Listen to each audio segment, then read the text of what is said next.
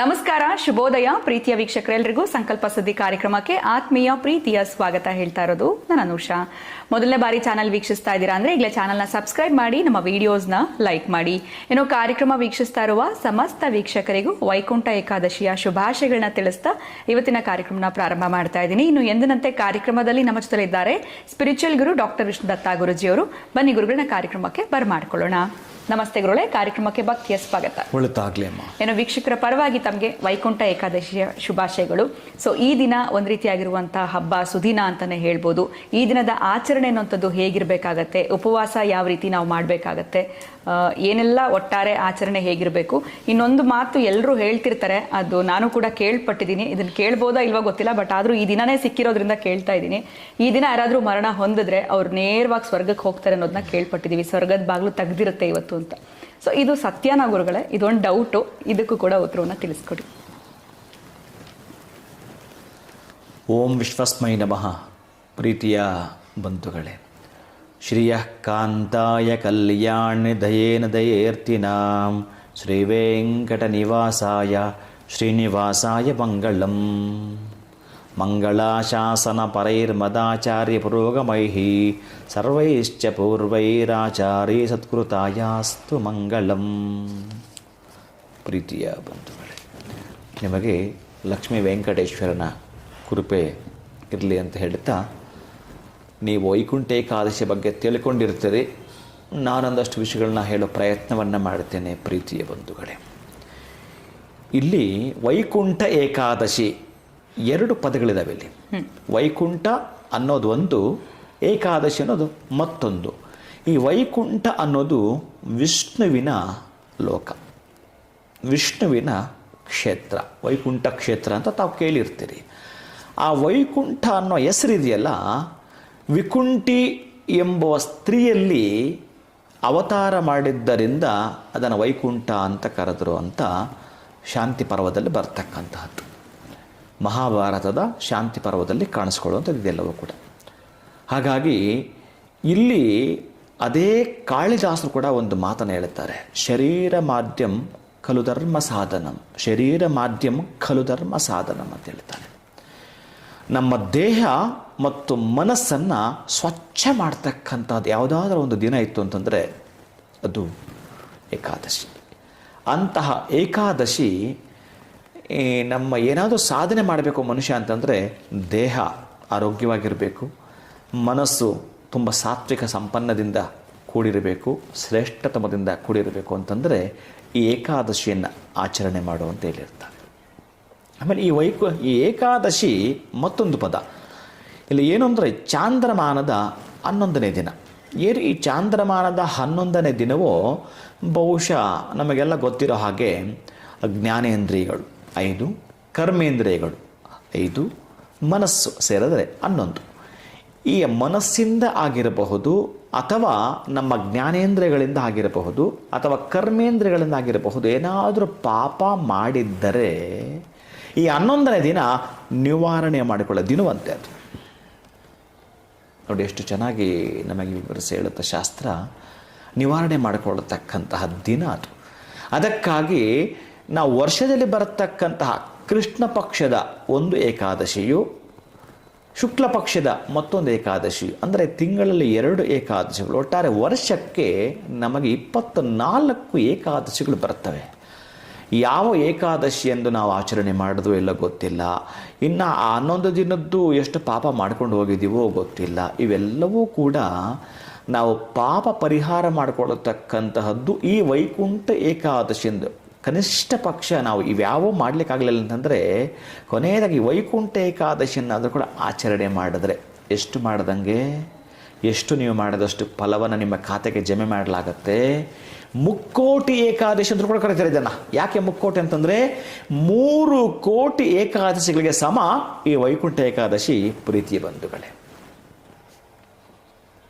ಅದಕ್ಕಾಗಿ ನಮ್ಮ ಜ್ಞಾನೇಂದ್ರಿಯಗಳು, ಕರ್ಮೇಂದ್ರಿಯಗಳು, ಮನಸ್ಸು ಉಲ್ಲಾಸವಾಗಿ ಉತ್ಸಾಹವಾಗಿ ಇಟ್ಕೋಬೇಕು ಅಂತಂದರೆ ಅದಕ್ಕೆ ಈ ವೈಕುಂಠ ಏಕಾದಶಿ ಉತ್ತರದ ಬಾಗಿಲನ್ನು ತೆರೆದಿರುತ್ತೆ. ಅದೊಂದೇ ದಿನ. ಇನ್ನು ಯಾವ ದಿನವೂ ಎಲ್ಲ ದಿನ ಮುಚ್ಚಲಾಗಿರುತ್ತೆ. ನೀವು ತಿರುಪತಿಗೆ ಹೋಗಿದ್ದರೆ ಬಹುಶಃ ದರ್ಶನ ಮಾಡ್ಕೊಂಡಿದ್ರೆ ನಿಮ್ಗೆ ಗೊತ್ತಾಗುತ್ತೆ. ಆಮೇಲೆ ನೀವು ಇರತಕ್ಕಂಥ ಹತ್ತಿರದ ಕ್ಷೇತ್ರಗಳಲ್ಲೂ ಕೂಡ ತಿರುಪತಿಯಲ್ಲಿ ಇರ್ತಕ್ಕಂತಹದ್ದು ಅಥವಾ ನೀವೆಲ್ಲಾದರೂ ದರ್ಶನ ಮಾಡ್ಕೊಳ್ತೀರಲ್ಲ, ಆ ಉತ್ಸವ ಮೂರ್ತಿಲಿ ಕಟ್ಟಿರ್ತಕ್ಕಂಥದ್ದು ಆ ಉಯ್ಯಾಲೆ ಇರುತ್ತಲ್ಲ, ಅದನ್ನು ತಾಗಿ ಹೋಗಬೇಕಂತೆ ನಾವು.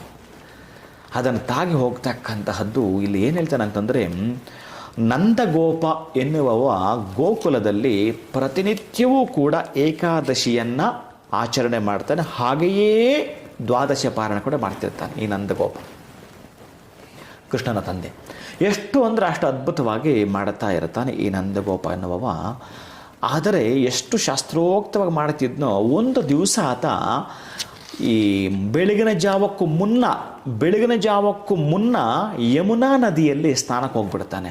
ಅರೆ, ಇದು ರಾಕ್ಷಸರ ಸಮಯವಾದ್ದರಿಂದ ಇವನನ್ನು ಅಪಹರಿಸು ಅಂತ ಹೇಳ್ತಾರೆ. ವರುಣನ ಹತ್ರ ಇರ್ತಕ್ಕಂತಹ ರಕ್ಕಸರು, ಅವನ ಸೇವಕರು ಬಂದು ಈ ನಂದಗೋಪನನ್ನು ಕರ್ಕೊಂಡು ಹೋಗ್ಬಿಡ್ತಾರೆ. ಇಲ್ಲಿ ಗೋಕುಲದಲ್ಲಿ ಎಲ್ಲೋದ ನಂದಗೋಪ, ಎಲ್ಲೋದ, ಸ್ನಾನಕ್ಕೋದನ್ನು ಬರಲಿಲ್ವೇ ಹೀಗೆ ಪೇಚಾಟಕ್ಕೆ ಸಿಲ್ಕೊಂಡ್ಬಿಡ್ತಾರೆ. ಇದು ಎಲ್ಲರೂ ಕೂಡ ಏನು ಮಾಡ್ತಾರೆ ಅಂತಂದರೆ, ಆ ಬಲರಾಮಕೃಷ್ಣರಿಗೆ ಈ ವಿಷಯವನ್ನು ಮುಟ್ಟಿಸ್ತಾರೆ. ಈ ವಿಷಯ ಮುಟ್ಟಿಸಿದ ಕೂಡಲೇ ಕೃಷ್ಣ ಆ ಜ್ಞಾನದ ಚಕ್ಷುವಿನಿಂದ ನೋಡಿದಾಗ ವರುಣಲೋಕದಲ್ಲಿ ನಂದಗೋಪ ಇರುತ್ತಾನೆ. ಮತ್ತು ಈ ಕೃಷ್ಣ ಅಲ್ಲಿಗೆ ಹೊರಟು ಹೋದ ಮೇಲೆ ಅಲ್ಲಿನ ದ್ವಾರಗಳು ಹಾಗೆ ತೆಗೆದುಕೊಳ್ಳುತ್ತೆ. ಮೊದಲೇ ಮಹಾನುಭಾವ ಬಂದ ಅಂತೇಳಿ ವರುಣದೇವ ಸಿಂಹಾಸನದ ಎದ್ದು ಸಾಷ್ಟಾಂಗ ನಮಸ್ಕಾರವನ್ನು ಮಾಡಿ ವೆಲ್ಕಮ್ ಮಾಡ್ತಾನೆ, ಸ್ವಾಗತವನ್ನು ಬಯಸ್ತಾನೆ. ಆ ನಂತರ ನಂದಗೋಪನಿಗೆ ಯಾಕೆ ಹೀಗೆ ಮಾಡಿದರೆ ಅವೆಲ್ಲವನ್ನು ಕೂಡ ಮುಂದುವರೆದು ಪೂರ್ಣವಾಗಿ ಹೇಳ್ತಾನೆ. ಈ ರೀತಿ ಬೆಳಗಿನ ಜಾವಕ್ಕೂ ಮುನ್ನ ನೋಡಿ, ಅದಕ್ಕೆ ಹೇಳೋದು ಪ್ರಾತಃ ಕಾಲಕ್ಕೆ ಬ್ರಾಹ್ಮಿ ಮುಹೂರ್ತಕ್ಕೆ ಸಮಯ ಕೊಡ್ತಾನಂತ. ಈಗ ನಾವು ಕರೆಕ್ಟಾಗಿ ಸೂರ್ಯೋದಯ ಆಗಬೇಕಾದ್ರೆ 1.5 ತಾಸು ಮೊದಲು ಏನಿರುತ್ತೋ ಅದು ಬ್ರಾಹ್ಮಿ ಮುಹೂರ್ತಕ್ಕೆ ಸಂಬಂಧಪಡ್ತಕ್ಕಂಥದ್ದನ್ನು ಲೆಕ್ಕ ತೆಗೆದುಕೊಂಡರು. 4 ಯಾಮಗಳದ್ರಲ್ಲಿ ಹೇಳ್ತಾ ಬಂದರು. ಬ್ರಾಹ್ಮಿ ಮುಹೂರ್ತ ಬೆಳಗಿನ ಜಾವ ಎಲ್ಲಿಂದ ಪ್ರಾರಂಭ ಆಗ್ತಕ್ಕಂಥಂದ್ರೆ 3 ಗಂಟೆ ಮುನ್ನ. ನಾವೇನಾದರೂ 2:02ವರೆಗೆ ಸ್ನಾನ ಮಾಡಿದ್ರೆ ಅದು ರಾಕ್ಷಸ ಸ್ನಾನ ಆಗಿಬಿಡುತ್ತೆ, ರಾಕ್ಷಸರ ಓಡಾಟದ ಸಮಯ ಅಂತ ಹೇಳ್ತಾನೆ. ಅದಕ್ಕಾಗಿ ಈತ ಇನ್ನೇನು ಇದೇ ಸಮಯ ಇರಬಹುದು ಅಂತ ಹೋಗ್ತಾನೆ. ಆ ಸ್ನಾನ ಮಾಡೋದಕ್ಕೆ ರಾಕ್ಷಸರು ಅಪಹರಿಸ್ಬಿಡ್ತಾರೆ ಅದನ್ನು. ನಂತರ ಕೃಷ್ಣ ಕರ್ಕೊಂಡು ಬರ್ತಾನೆ. ಮತ್ತು ಕೃಷ್ಣನಿಗೆ ಇಲ್ಲಿ ಎಷ್ಟೊಂದು ಔದಾರ್ಯ, ಎಷ್ಟೊಂದು ಔಚಿತ್ಯ, ಎಷ್ಟೊಂದು ಸ್ವಾಗತವನ್ನು ಹೇಳಿದರೆ ಅದನ್ನು ಹೊಗಳ್ಕೊಂಡು ಎಲ್ಲರಿಗೂ ಹೇಳ್ತಿರ್ತಾನೆ. ಹಾಗೆ ಎಲ್ಲರಿಗೂ ಕೂಡ ಕೃಷ್ಣ ಆದೇಶವನ್ನು ಮಾಡ್ತಾನೆ, ನೀವೆಲ್ಲರೂ ಹೋಗಿ ಯಮುನಾ ನದಿಯಲ್ಲಿ ಸ್ನಾನ ಮಾಡಿ ಬನ್ನಿ ಅಂತ. ಯಮುನಾ ನದಿಯಲ್ಲಿ ಸ್ನಾನ ಮಾಡಿದ್ದು ಏನು ಕೃಷ್ಣ ಹೇಳುತ್ತಾನೋ ಆ ಸನ್ನಿವೇಶ ಅವರಿಗೆ ಬ್ರಾಹ್ಮಿ ಮುಹೂರ್ತದಲ್ಲಿ ಸ್ನಾನ ಮಾಡಿ ಎದ್ದು ನೋಡಿದ್ರೆ ಅವರು ವೈಕುಂಠ ಕ್ಷೇತ್ರ ಕಾಣಿಸುತ್ತೆ. ಅಷ್ಟು ಜನಕ್ಕೆ ವೈಕುಂಠ ಕ್ಷೇತ್ರ ಕಾಣಿಸಿದಾಗ ಅವರೊಂದು ಅನುಭೂತಿಯನ್ನು ಪಡ್ಕೊಳ್ತಾರೆ. ಓಹೋ, ಕೃಷ್ಣನು ಯಾವುದಾದ್ರೂ ಹೇಳಿದರೆ ಒಂದು ಮರ್ಮ ಇಟ್ಟಿರ್ತಾನೆ ಅಲ್ಲಿ ಅಂತಕ್ಕಂಥ ಸತ್ಯಾಂಶವನ್ನು ಕಂಡುಕೊಳ್ಳುತ್ತಾರೆ.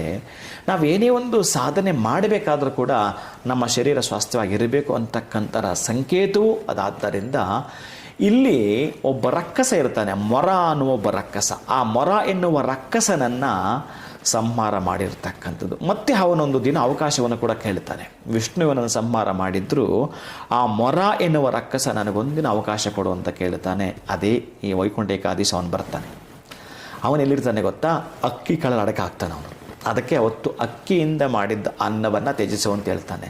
ಯಾಕೆಂದರೆ ಅದು ರಾಜಸಿಕ ಮತ್ತು ತಾಮಸಿಕ ಗುಣಗಳು ನಮಗೆ ಬಂದುಬಿಡುತ್ತವೆ ಅಂತ ಆ ದಿನ. ಆ ತರಹದ್ದು ರಾಕ್ಷಸ ಗುಣಗಳು ನಮಗೆ ಬರಬಹುದು ಅನ್ನಲಿಕ್ಕೆ ಆ ಆಹಾರವನ್ನು ತ್ಯಜಿಸ್ತಾರೆ ಅನ್ನೋದು ಕೂಡ ಶಾಸ್ತ್ರದ ಸಮ್ಮತವಾಗಿರತಕ್ಕಂತಹ ಮಾತು. ಇನ್ನು ವೈಜ್ಞಾನಿಕವಾಗಿ ಹೇಳೋದಾದರೆ, ನಾವು ನಮ್ಮ ಬಾಡಿನ ವೆಹಿಕಲ್ ಸರ್ವಿಸ್ ಮಾಡ್ದಂಗೆ ಅಂತ ನನಗಾಗ ಎಷ್ಟೋ ಸಲ ನಿಮಗೆ ತಿಳಿಸಿರ್ತೇನೆ. ಅದಕ್ಕಾಗಿ ನಾವು ಒಂದು ದಿನ ಉಪವಾಸ ಮಾಡಿದ್ರೆ ಈ ಪಚನ ಕ್ರಿಯೆಗೆ ಸಂಬಂಧಪಡ್ತಕ್ಕಂತಹದ್ದು ಏನಿದೆಯೋ ಆ ಅಂಗಾಂಗಗಳಿಗೆ ರೆಸ್ಟ್ ಕೊಟ್ಟ ಹಾಗೆ ಅಂತಕ್ಕಂತಹದ್ದು.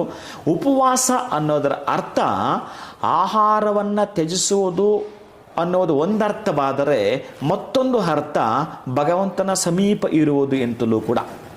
ಹೀಗಿರ್ತಕ್ಕಂತಹದ್ರಲ್ಲಿ ಇಲ್ಲಿ ಏನು ಹೇಳ್ತಾನೆ, ಇದೇ ವೈಕುಂಠ ಏಕಾದಶಿ ದಿನದಂದು ಈಗ ನೀವು ಏನು ಕ್ಷೀರಮಥನ ಮಾಡುವಾಗ ಏನು ಅಮೃತ ಬಂತೋ ಅದಕ್ಕೆ ಮುನ್ನ ಹಾಲಾಹಲ ಕೂಡ ಬಂತು. ಆ ಹಾಲಾಹಲವನ್ನು ಶಿವನು ನುಂಗಿದ ದಿನ ಈ ವೈಕುಂಠ ಏಕಾದಶಿ ದಿನ ಅಂತಲೂ ಕೂಡ ಹೇಳ್ತಾರೆ. ಅದೇ ರೀತಿಯೇ ಕೃಷ್ಣ ಅರ್ಜುನನಿಗೆ ಏನು ಭಗವದ್ಗೀತೆ ಉಪದೇಶ ಮಾಡಿದ್ನೋ ಆ ದಿನವೂ ಕೂಡ ಇದನ್ನಂತಲೂ ಕೂಡ ಪುರಾಣಗಳು ಶಾಂತಿ ಪರ್ವದಲ್ಲಿ ತಿಳಿಸ್ತಕ್ಕಂತಹ ಮಾತು ಇದು ಪ್ರೀತಿಯ ಬಂಧುಗಳೇ. ಇನ್ನು ವೈಕುಂಠ ದ್ವಾರ ತೆರೆದಿರುತ್ತೆ ಅಂತಂದರೆ ನಿಮಗೆಲ್ಲ ಗೊತ್ತಿರುವ ಹಾಗೆ ಮಹಾವಿಷ್ಣು ಆಷಾಢ ಮಾಸದಲ್ಲಿ ಆತ ಯೋಗ ನಿದ್ರೆಗೆ ಜಾರ್ತಾನೆ. ನಾನು ಹೇಳಿರ್ತೀನಿ ನಿಮಗೆ ಈಗಾಗಲೇ ಸಚ್ಚಿತ್ತಶಾಯಿ, ಭುಜಗೇಂದ್ರಶಾಯಿ, ನಂದಾಂಕಶಾಯಿ, ಕಮಲಾಂಕಶಾಯಿ, ವಟಪತ್ರಶಾಯಿ, ಅಂಬೋಧಿಶಾಯಿ. ಇಲ್ಲಿ ಏನಂತಾನೆ ಶಾಯಿ ಅಂದರೆ ಮಲಗುವುದು. ಹಾಗೆ ಆತ ಮಲಗ್ತಕ್ಕಂಥದ್ದು ಏನಿದ್ದು ವಟಪತ್ರ ಶಾಯಿ ಅಂತಂದರೆ ಆ ವಟಪತ್ರ ಎಲೆ ಮೇಲೆ ಅಷ್ಟು ಚಿಕ್ಕದಾಗಿ ಎಲ್ಲ ಪೂರ್ಣವಾಗಿ ಎಲ್ಲ ಲೋಕಗಳು ನಾಶವಾದಾಗ ಸಂಪೂರ್ಣವಾಗಿ ಏನು ಇಲ್ಲ ಇನ್ನೊಂದು ಯುಗ ಪ್ರಾರಂಭ ಆಗ್ತಕ್ಕಂತಹದ್ದು. ಅಂದರೆ ಅಲ್ಲಿ ಅವ ವಟಪತ್ರ ಶಾಯಿ ಮೇಲೆ ಪುಟ್ಟ ಮಗುವಾಗಿರ್ತಾನೆ, ಪೂರ್ಣ ನೀರು ತುಂಬಿರುತ್ತೆ. ಆ ಎಲೆಯ ಮೇಲೆ ಕೃಷ್ಣ ಮಲಗಿರುತ್ತಾನೆ. ನೀವು ನೋಡಿರ್ತೀರಿ ಬಹುಶಃ ಆ ಕೃಷ್ಣ ಅವನ ಕಾಲು ಹೆಬ್ಬೆರಳನ್ನು ತೆಗೆದು ಬಾಯಲ್ಲಿ ಇಟ್ಕೊಳ್ತಾನೆ. ಈ ಚಿತ್ರ ನೀವು ನೋಡಿರ್ತೀರಿ. ಇಲ್ಲಿ ಎಲ್ಲೂ ಕೂಡ ತಾರತಮ್ಯ ಮಾಡಿಲ್ಲ. ಈಗ ನಮ್ಮ ಬಾಡಿನಲ್ಲೇ ನೋಡಿದ್ದೆ, ಇಲ್ಲಿ ತಲೆ ಇದೆಯಲ್ಲ ಬ್ರಾಹ್ಮಣರಿಗೆ ಹೋಲಿಸ್ತಾರೆ, ಈ ಕೈಗಳನ್ನು ಬ್ರಾಹ್ಮಣ ವೈಶ್ಯರಿಗೆ ಹೋಲಿಸ್ತಾರೆ, ತೊಡೆಯನ್ನು ಕ್ಷತ್ರಿಗೆ ಹೋಲಿಸ್ತಾರೆ, ಪಾದಗಳನ್ನು ಶೂದ್ರಿಗೆ ಹೋಲಿಸ್ತಾರೆ. ಆ ಶೂದ್ರ ಅಂತಕ್ಕಂತಹ ಪಾದದ ಹೆಬ್ಬೆರಳನ್ನು ಅವನು ಬಾಯಿಗೆ ಇಟ್ಕೊಳ್ತಾನೆ ಅಂದರೆ ಅವನನ್ನು ಆರಾಧಿಸ್ತೇನೆ ಅಂತ. ಅವನು ಅಷ್ಟೇ ಶ್ರದ್ಧೆ ಭಕ್ತಿಯಿಂದ ನಡ್ಕೊಂಡ್ರೆ ಅವನನ್ನು ಆರಾಧಿಸ್ತೇನೆ ಅಂತಕ್ಕಂಥದ್ದು ನಮಗೆ ಎಷ್ಟು ಚೆನ್ನಾಗಿ ಸಿಗ್ತವೆ ಇವೆಲ್ಲ ಅಂತಂದರೆ ಅದ್ಭುತ. ಅದು ಅದ್ಭುತದಲ್ಲಿ ಅದ್ಭುತ. ನೋಡಿ, ಯಾರಿಗಾದರೂ ನೀವು ಪ್ರವಚನ ಮಾಡಿದ್ರೆ ಪಾದಕ್ಕೆ ನಮಸ್ಕಾರ ಮಾಡಿಕೊಡ್ತೀರಿ, ಕೃಷ್ಣ ಅವನ ಪಾದದ ಬೆರಳನ್ನು ಬಾಯಿಗಿಟ್ಕೊಳ್ತಕ್ಕಂತಹದ್ದು. ಅಂತಹ ವಿಶೇಷವಾಗಿರ್ತಕ್ಕಂಥ ಈ ವೈಕುಂಠ ಏಕಾದಶಿಯಂದು ಅವನ ವೈರಿಗಳು ಇಬ್ಬರು ಇರ್ತಾರೆ. ನಿಮಗೆ ಗೊತ್ತಿದೆ, ಅವೆಲ್ಲವೂ ಕೂಡ ಕತೆ. ಆತನಲ್ಲೇ ಇರ್ತಕ್ಕಂಥ ಋಷಿಗಳು ಬಂದಾಗ ನಾರಾಯಣನ ನೋಡಲಿಕ್ಕೆ ಅವಕಾಶ ಮಾಡಿಕೊಡೋದಿಲ್ಲ. ಮತ್ತು ನೀವು ಭೂಲೋಕದಲ್ಲಿ ಈ ರೀತಿಯಾಗಿ ರಾಕ್ಷಸರಾಗಿ ಹುಟ್ಟ್ರಿ ಅಂತ ಹೇಳಿರ್ತಾರೆ. ಆ ರಾಕ್ಷಸರು ಯಾರಿದ್ರೋ ಅವರು ಕೂಡ ಈ ವೈಕುಂಠ ದ್ವಾರವನ್ನು ಬರ್ತಕ್ಕಂಥ ದಿನ. ಜೊತೆಗೆ ಏನು ಗೊತ್ತಾ, ವೈಕುಂಠದ ಬಾಗಿಲನ್ನು ತೆರೆದಿಡು ಅಂತ. ಇಲ್ಲಿ ಬೇರೆ ಅಡಚಣೆಗಳು ಎಲ್ಲೂ ಇಲ್ಲ. ನಿಮಗೆ ನೇರವಾಗಿ ಹೋಗ್ತಕ್ಕಂಥದ್ದು ವೈಕುಂಠಕ್ಕೆ. ನೀವು ಹೇಳಿದ್ರಲ್ಲ, ಯಾರಾದರೂ ಮರಣ ಹೊಂದಿದ್ರೆ ವೈಕುಂಠಕ್ಕೆ ಹೋಗ್ತಾರೆ ಅಂತಂದರೆ ಅದೇ ನನ್ನ ತಂದೆ ಸ್ಥಾನ ಅವರು, ನನ್ನ ಗುರುಗಳ ಸ್ಥಾನ ಅವರು ದೊಮ್ಮಲೂರಿನ ಚಕ್ಕನಾಥ ಸ್ವಾಮಿ ದೇವಸ್ಥಾನದ ಪ್ರಧಾನವಾಗಿ ಇರ್ತಕ್ಕಂಥ ಅರ್ಚಕರು. ಜೊತೆಗೆ ಅವರು ಏರೋನಾಟಿಕಲ್ ಈಗಲೂ ಕೂಡ ಏರ್ಪೋರ್ಟಲ್ಲಿ ಅವರ ನೇಮ್ ಹಾಕಿದ್ದಾರೆ, ಕೇಶವಾಚಾರ್ ಆರ್ ಅಂತೇಳಿ. ಅವರು ಇದೇ ವೈಕುಂಠ ಏಕಾದಶಿ ದಿವಸವೇ ಮರಣ ಹೊಂದಿದ್ದು. ಅವರಾಗ ನಡೆದುಕೊಂಡ್ರು. ಅಂತಹ ಪುಣ್ಯಾತ್ಮರಿಗೆ ನೇರವಾಗಿ ಅಡಚಣೆ ಇರಲಿಲ್ಲ. ಇಲ್ಲಿ ಅಲ್ಲಿ ಸ್ಟಾಪ್ ಮಾಡಿದೆ ಅಂತ ಇರಲ್ಲ. ಡೈರೆಕ್ಟಾಗಿ ನಿಮಗೆ ಶತಾಬ್ದಿ ಎಕ್ಸ್ಪ್ರೆಸ್ ಹೆಂಗೆ ಹೋಗುತ್ತೆ, ಎಲ್ಲಿ ನಿಲ್ಲಿಸಿದೆ ಅಲ್ಲಿ. ಬೇರೆವೆಲ್ಲ ನಿಮಗೆ ಸೆಟ್ಲ್ ಗಾಡಿಗಳು ಇರ್ತಾವಲ್ಲ, ಅಲ್ಲಿ ನಿಲ್ಲಿಸಿ ಹೋಗ್ತಕ್ಕಂಥದ್ದು. ಈ ಪಾಪ ಮಾಡಿದ್ರೆ ಆ ಪಾಪ ಮಾಡಿದ್ರಂತೆ, ಈ ವೈತರಣಿ ನದಿ ತನಕ ಇವೆಲ್ಲವೂ ಇರ್ತಾವಲ್ಲ. ಇಲ್ಲೇನಿಲ್ಲ, ವೈಕುಂಠದ ಬಾಗಿಲು ತೆರೆದಿರುತ್ತೆ. ಅಂದರೆ ಯೋಗ ನಿದ್ರೆಯಲ್ಲಿ ಅಂದು ಆತ ಮಲಗಿದವ ಈಗ ಎದ್ದು ಉತ್ತರ ದಿಕ್ಕನ್ನು ನೋಡುತ್ತಾ ಎದ್ದೇಳುತ್ತಾನೆ. ಅದಕ್ಕಾಗಿಯೇ ವೈಕುಂಠದ ದ್ವಾರವನ್ನು ಉತ್ತರ ದಿಕ್ಕಲ್ಲಿರ್ತಕ್ಕಂಥದ್ದನ್ನು ತೆರೆದಿಡಲಾಗುತ್ತೆ. ಇವತ್ತು ಯಾರು ದರ್ಶನ ಮಾಡ್ಕೊಳ್ತಾರೋ ಏನು ಸಂಪಾದನೆ ಮಾಡ್ಕೊಳ್ತಾರೆ ಅಂತಂದರೆ ಪುಣ್ಯವನ್ನು ಸಂಪಾದನೆ ಮಾಡಿಕೊಳ್ತಾರೆ. ಯಾಕೆ ಅಂತಂದರೆ ಈಗ ನಾನು ಹೇಳಿದೆ, ಇಷ್ಟು ದಿನಗಳೇ ಮಾಡಿರೋ ಪಾಪವನ್ನು 11 ದಿನದಲ್ಲೇ ತೊಳೆದುಕೊಳ್ಬೇಕು ಅಂತ. ಆ್ಯಕ್ಚುಲಿ ಮಾಡೋಕ್ಕಾಗಲಿಲ್ಲ. ಇಲ್ಲಿ ಒಂದೇ ಒಂದು ಏಕಾದಶಿಯನ್ನು ವಿಷ್ಣುವಿನ ಸನಿಹದಲ್ಲಿ ನೀವೇನಾದರೂ ಇದ್ದು ಬರ್ತೀನಿ ಅಂತಂದರೆ 3 ಕೋಟಿ ಏಕಾದಶಿಗಳಿಗೆ ಸಮ ಪ್ರೀತಿಯ ಬಂಧುಗಳೇ. ಅಂತಹ 3 ಕೋಟಿ ಅದಕ್ಕೆ ಇದನ್ನು ಮುಕ್ಕೋಟಿ ಏಕಾದಶಿಲು ಅಂತಾರೆ, ಜೊತೆಗೆ ವೈಕುಂಠ ಏಕಾದಶಿ ಅಂತಲೂ ಕೂಡ ಕರೀತಾರೆ. ಮುಕ್ಕೋಟಿ ಏಕಾದಶಿ ಅಂದರೆ ಏನು ಅಂದರೆ ಇದೇ ಅರ್ಥ ಅದಕ್ಕಾಗಿ ಅಂತಹದ್ದು ಏಕಾದಶಿಯನ್ನು ನೀವು ಹೇಗೆ ಮಾಡಬೇಕು ಅಂತಂದರೆ ಖುಷಿಯಿಂದ ಸಂತೋಷವಾಗಿ ಆ ಒಂದು ಮಹಾನುಭಾವನ ಸಾನ್ನಿಧ್ಯದಲ್ಲಿ ಏನು ಸೇವೆ ಸಿಗುತ್ತೋ ಆ ಸೇವೆಯನ್ನು ಮಾಡಿಕೊಳ್ಳತಕ್ಕಂತಹದ್ದು. ಆಮೇಲೆ ಅರ್ಜುನನಿಗೆ ಬೋಧನೆ ಮಾಡಿರ್ತಕ್ಕಂತಹ ದಿನ ಅಂದರೆ ಇನ್ನು ನಿಮಗೆ ಜ್ಞಾನೋದಯ ಆಗ್ತಕ್ಕಂಥ ದಿನ ಅಂತಲೂ ಕೂಡ ಅಂದ್ಕೊಳ್ಳಿ. ವೈಕುಂಠ ಏಕಾದಶಿ ಶರೀರ ಮಾಧ್ಯಮ ಖಲು ಧರ್ಮ ಸಾಧನಂ ಅಂತ ಏನು ಕಾಳಿದಾಸರು ಹೇಳಿದ್ದಾರೋ, ನಮಗೇನಾದರೂ ಒಂದು ಸಾಧಿಸಬೇಕು ಅಂತಂದರೆ ನಮಗೆ ಬುದ್ಧಿ ಚೆನ್ನಾಗಿರಬೇಕು, ಅದಕ್ಕೆ ನಮ್ಮ ದೇಹ ಸಹಕರಿಸಬೇಕು ಅಂತಂದರೆ ಇವೆರಡೂ ಕೂಡ ಕಲ್ಮಶರಹಿತ ಮಾಡಿಕೊಳ್ಳತಕ್ಕಂತಹದ್ದು. ಕರ್ತವ್ಯಕ್ಕೆ ಸಿದ್ಧರಾಗಬೇಕು ಅಂತಂದರೆ ಈ ದಿನವನ್ನು ನಿಮ್ಮ ದಿನವನ್ನಾಗಿ ಮಾಡಿಕೊಳ್ಳಬೇಕು. ಪ್ರೀತಿಯ ಬಂಧುಗಳೇ, ಸಾಧ್ಯ ಆದಷ್ಟು ನೀವು ನಿನ್ನೆ ದೇವಸ್ಥಾನದಲ್ಲಿ ಬಹುಶಃ ಗುರುಗಳೇ ನೀವೇನು ಉಪವಾಸ ಅಂತ ಹೇಳ್ಬಿಟ್ರಿ, ಅಕ್ಕಿ ತಿನ್ನಬಾರ್ದು ಅಂತ ಹೇಳ್ಬಿಟ್ರಿ. ದೇವಸ್ಥಾನದಲ್ಲಿ ಹೋದರೆ ಪೊಂಗಲ್ ಮಾಡಿದ್ರು ಏನು ಮಾಡೋದು ಅಂತಂದರೆ ಇದೊಂದು ಮಾತು ಎಚ್ಚರಿಸಿ ಹೇಳ್ತಾನೆ, ದೇವಸ್ಥಾನದಲ್ಲಿ ನಿಮಗೆ ಏನು ಪ್ರಸಾದವ ಕೊಟ್ಟರು ಕೂಡ ಅದು ಉಪವಾಸದ ಲೆಕ್ಕನೇ. ನೀವೇನು ತೆಗೆದುಕೊಂಡ್ರೂ ಉಪವಾಸದ ಲೆಕ್ಕನೇ.